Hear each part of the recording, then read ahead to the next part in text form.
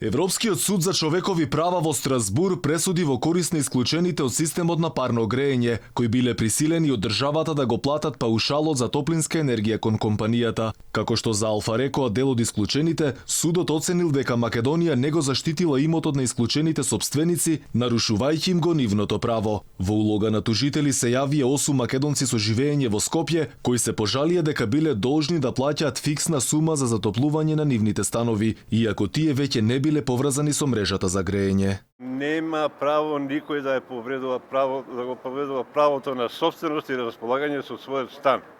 Тоа значи дека сите граѓани кои се оштетени по овој повод имаат право да покренат судски постапки и да добијат судска рехабилитација со тоа што ќе им се вратат парите со камати и сите трошоци други што ги имале во текот на реализација на тие незаконити постапувања, односно незаконски одлуки што ги носеле судовите.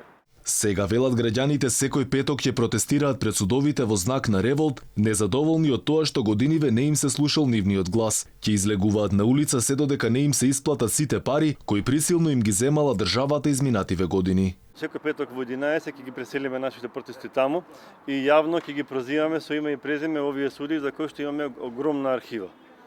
Ги повикуваме граѓаните без разлика дали се судени, дали плаќале, ако се оштетени да дојдат и да им ги кажеме нивните права. Според судото Страсбур, во овој случај имало прекршување на членот 1 од протоколот 1 на Европската конвенција за човекови права. При тоа е одлучено на жителите да им се исплаќаат суми од 1000 до 2000 евра. Домашните судови го потврдија ова толкување и ги отфрлија граѓанските постапки на тужителите со кои тие ја сопреа на платата на фиксната претплата за која се жалеа.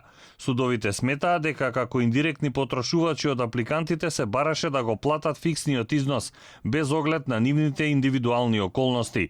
Во 2013 Македонскиот уставен суд оценил дека одредбата од оваа регулатива е согласно уставот, а во 2018 Врховниот суд пресуди одредена категорија станови да не го плаќаат фиксниот надоместок ако исполнуваат одредени услови, така што на осумината тужители државата ќе треба да им ги подмири сите трошоци. Сите тужители се сопственици на станови кои беа исклучени од мрежата пред 10 години.